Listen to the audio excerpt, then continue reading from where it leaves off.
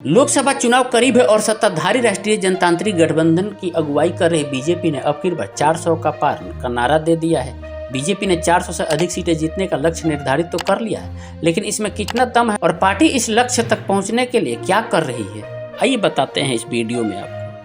लोकसभा चुनाव की घड़ी अब करीब आ गई है और सियासी दलों ने रणनीति का ताना बाना बुनना शुरू कर दिया है। राजनीतिक दलों का फोकस संगठन से लेकर गठबंधन तक है और चुनावी नारे भी अब गढ़े जाने लगे हैं। भारतीय जनता पार्टी ने तीसरी बार मोदी सरकार अब की बार 400 पार का नारा दे दिया है। प्रधानमंत्री नरेंद्र मोदी भी अपनी जनसभाओं में 370 बीजेपी को और एनडीए को 400 से अधिक सीट देने की अपील कर रहे हैं। बीजेपी ने 400 सीटें जीतने का लक्ष्य तय कर तैयारी भी शुरू कर दी है। अब चर्चा बीजेपी के इस लक्ष्य को लेकर हो रही है कि इसमें कितना दम है। यह नारा महज नारा भर है या साकार रूप भी ले सकता है। अगर बीजेपी इस लक्ष्य तक पहुंच सकती है तो कैसे?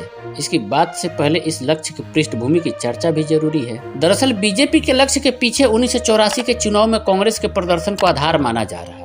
इंदिरा गांधी की हत्या के बाद हुए तब के लोकसभा चुनाव में कांग्रेस को 414 सीटों पर जीत मिली थी। तब कुल 38 करोड़ वोटर थे, जिनमें से 24 करोड़ ने अपने मताधिकार का उपयोग किया था और कांग्रेस को करीब 50% यानी करीब 12 करोड़ वोट मिले थे। यह आजाद भारत के इतिहास में किसी लोकसभा चुनाव में किसी भी राजनीतिक दल का सर्वश्रेष्ठ प्रदर्शन है। अब बीजेपी ने 2024 के चुनाव में अकेले दम पर 370 सीटें जीतने और एनडीए के सीटों का आंकड़ा 400 पार पहुंचाने का लक्ष्य रखा है, तो उसके अपने कैलकुलेशन भी हैं। बीजेपी यह समझ रही है कि अगर उसे लक्ष्य तक पहुंचना है तो उसे करीब 50% वोट शेयर तक भी पहुंचना होगा। अब बीजेपी के नजरिए से देखें तो बीजेपी का वोट शेयर और सीट चुनाव दर चुनाव बढ़ती ही नजर आई है। दरअसल 2009 के आम चुनाव के बाद के आंकड़े इसकी गवाही भी देते हैं। साल 2009 में 18.8% वोट शेयर के साथ 116 सीटें जीतने वाले बीजेपी ने 2014 में 31.34% वोट शेयर के साथ 282 सीटें जीतकर अकेले दम पर पूर्ण बहुमत के लिए जरूरी 273 लोकसभा सीटों का आंकड़ा पार कर लिया। 2019 में बतौर सत्ताधारी दल उत्तरी बीजेपी का वोट शेयर 37.7% वोट शेयर के साथ 303 सीटों तक जा पहुंचा। इसके ठीक उलट कांग्रेस का वोट शेयर 1984 के बाद 2014 तक गिरता ही चला गया। 2019 में पार्टी का वोट शेयर तो बढ़ा, लेकिन 0.2%। अब सवाल यह भी उठ रहे हैं कि बीजेपी ने 400 से अधिक सीटें जीतने का लक्ष्य तो निर्धारित कर दिया है, लेकिन पार्टी इस लक्ष्य तक पहुंचेगी कैसे?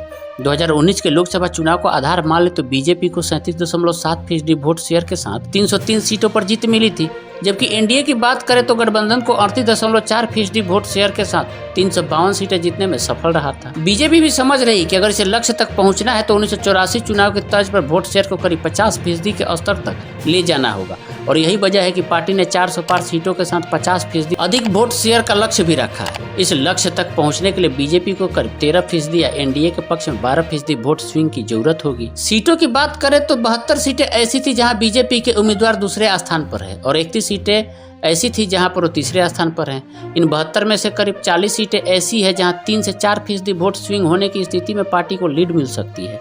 अगर बीजेपी के पक्ष में इन सीटों पर वोट स्विंग होता है और साथ ही पार्टी मौजूदा सीटें बरकरार रखने में सफल रहती है तो बीजेपी की सीटों का आंकड़ा 350 के करीब पहुंच सकता है। अब गठबंधन की बात करें तो बीजेपी को छोड़कर एनडीए के अन्य घटक दलों ने पिछले चुनाव में 49 सीटें जीती थी। एनडीए के अन्य घटक दल पिछले चुनाव का प्रदर्शन ही दोहराते तब भी बीजेपी 400 पार के लक्ष्य को हासिल कर सकती है। इसलिए बीजेपी का साथ छोड़ गए पुराने सहयोगियों को फिर से साथ लाने के साथ ही एक सीट पर जनाधार वाले नेताओं को भी जोड़ने पर फोकस दिया जा रहा है। महाराष्ट्र के पूर्व मुख्यमंत्री अशोक चौहान का कांग्रेस छोड़कर बीजेपी में और पूर्व केंद्रीय मंत्री मिलिंद देवरा के शिवसेना में शामिल होने को भी इसी रणनीति से जोड़कर देखा जा रहा है। साल 1984 के आम चुनाव से पहले 1981 में संजय गांधी की मृत्यु हो गई थी। चुनाव करीब थे। इंदिरा गांधी के उनके सुरक्षा कर्मियों ने ही अंधाधुंध गोलियां बरसाकर हत्या कर दी थी।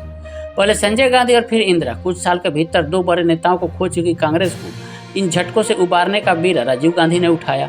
राजीव गांधी को प्रधानमंत्री बने अभी 2 महीने ही हुए थे कि लोकसभा चुनाव हो गए।